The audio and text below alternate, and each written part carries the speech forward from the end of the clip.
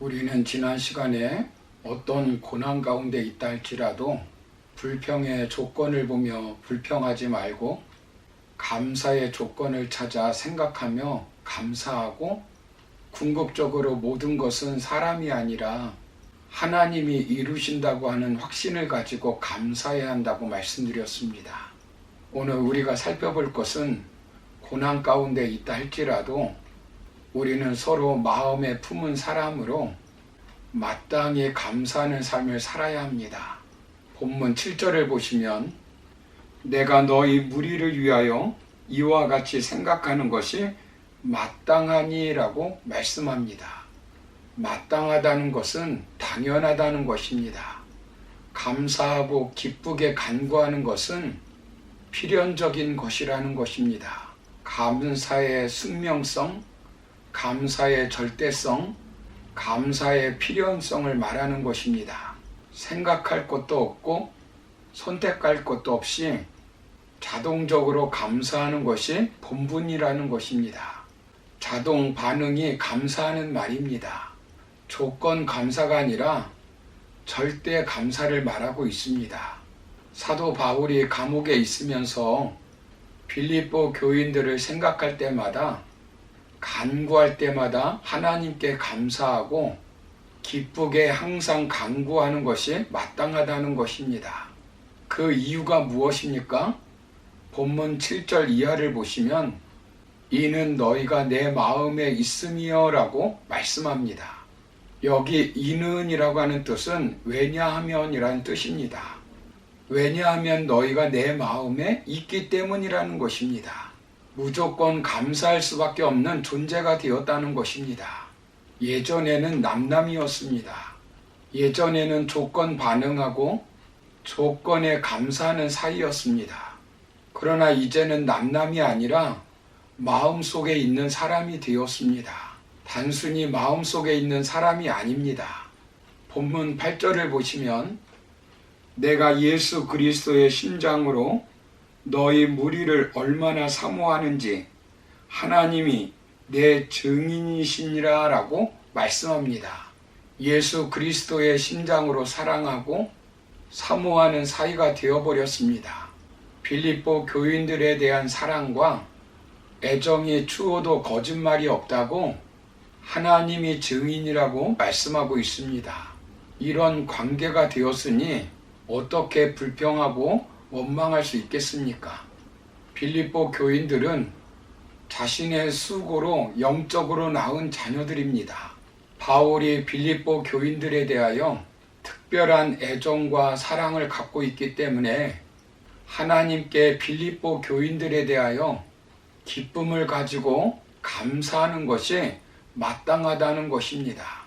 더욱이 빌립보 교인들은 어떤 사람들이었습니까? 7절 하반부를 보시면 너희가 다 나와 함께 은혜에 참여한 자가 됨이라 라고 말씀합니다. 은혜는 값없이 주시는 것으로 구원의 은혜를 가리키나 여기서는 복음을 전하는 바울의 사도직을 가리킵니다. 빌립보 교회 교인들은 바울의 복음 전하는 사도직에 공동으로 참여하는 자가 되었다는 것입니다. 복음을 전하여 하나님의 나라를 이루는데 인생의 비전을 같이 공유한 사람들이 된 것입니다. 우리가 어느 나라에 가든 예수님을 믿는 사람을 보면 얼마나 감사하는 생각이 듭니까? 빌립보 교인들도 바울을 도움으로 동참했습니다. 변명함은 복음을 변호하고 잘못된 이해와 공경을 막아내는 것을 말합니다. 확정함은 진리의 적극적인 선포로서 여러 증거를 가지고 복음을 전하는 것을 말합니다. 빌립보 교인들은 사도 바울이 로마 감옥에 갇혀 있을 때 두려워하거나 자신들의 신앙을 의심하는 것이 아니라 바울의 변론과 확증을 확신하고 함께 참여하였습니다.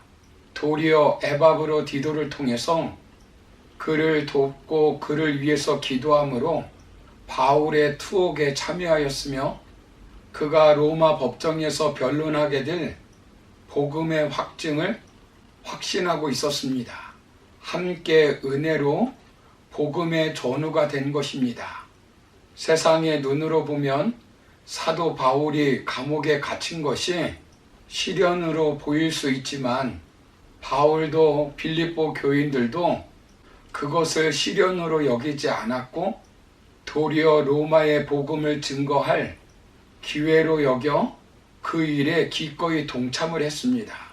그러기에 바울은 그들에 대해서 하나님께 기쁨으로 감사하는 것이 마땅하다고 확신하고 있는 것입니다. 이것은 타인의 불행을 보고 비교해서 느끼는 상대적 감사가 아닙니다. 이루어진 일을 보면서 잘된 일에 감사하는 결과에 대한 조건적 감사가 아닙니다.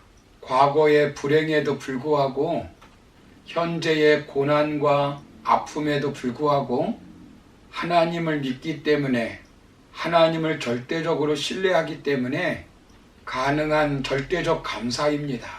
사도 바울은 이 진리를 데살로니가전서 5장 18절에서 범사에 감사라 이것이 그리스도 예수 안에서 너희를 향하신 하나님의 뜻이니라 라고 고백하였습니다.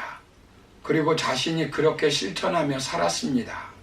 우리는 한 교회에서 신앙생활을 하면서 어떤 고난이 와도 서로 불평하고 원망할 존재가 아닙니다. 천국에 가서 함께 살 하나님의 백성으로서 함께 사역을 감당하는 동력자로서 서로 감사하며 살아야 합니다. 조금 부족한 것이 있어도 무조건 감사하는 것입니다. 불평하고 원망한다고 문제가 해결되는 것이 아닙니다. 다니엘을 생각해 보십시오. 다니엘이 바벨론 포로로 끌려갔습니다. 그런데 다리오 왕이 그를 총리로 세웠습니다. 3명의 총리 중 다니엘이 으뜸이 되어 권력 서열 2위가 된 것입니다.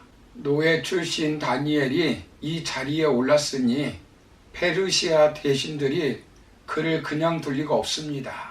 그가 하나님을 섬기는 일을 알고 왕 외에 누구도 30일 동안 섬기지 못하게 말합니다. 만약 다른 신을 섬기면 역적으로 몰려 사자굴에 들어가야만 했습니다. 그런데 다니엘이 어떻게 합니까? 원망하지 않습니다. 매일 하루에 3번씩 믿음으로 감사했습니다. 다니엘서 6장 10절을 보시면 다니엘이 이 조서에 왕의 도장이 찍힌 것을 알고도 자기 집에 돌아가서는 윗방에 올라가 예루살렘으로 향한 창문을 열고 전에 하던 대로 하루 3번씩 무릎을 꿇고 기도하며 그의 하나님께 감사였더라 라고 말씀합니다. 감사하는 다니엘에게 어떤 일이 일어났습니까? 죽지 않았습니다. 사자굴에서도 살아나는 기적이 일어났습니다. 정권은 바뀌어도 계속 총리 자리를 유지합니다. 감사하면 기적이 일어나는 것입니다. 감사는 기적을 일으키는 재료입니다.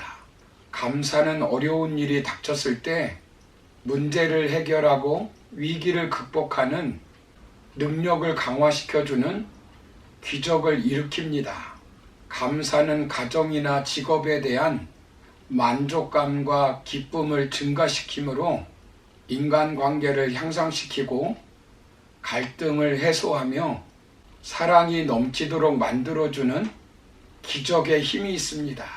감사는 사랑할 수 없는 사람을 사랑할 수 있게 하는 기적을 일으킵니다. 감사는 용서할 수 없는 사람을 용서하게 하는 기적을 일으킵니다. 감사는 시기하는 사람을 사랑하게 하는 기적을 일으킵니다.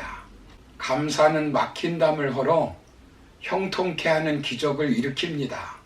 감사는 비판과 원망과 불평의 마음을 녹이는 기적을 일으킵니다.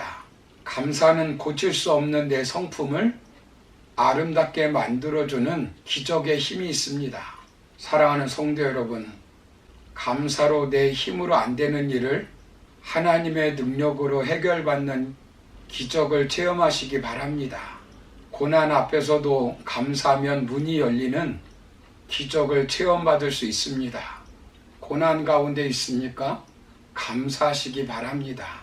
불평한다고 원망한다고 문제가 해결되는 것이 아닙니다. 감사하면 하나님께 영광 돌리는 삶으로 변화됩니다. 감사하면 하나님을 기쁘시게 하는 삶으로 변화됩니다. 그러므로 어떤 고난 가운데 있다 할지라도 우리는 서로 마음에 품은 사람으로 마땅히 감사하며 살아가는 삶이 되기를 주님의 이름으로 축원합니다. 감사합니다.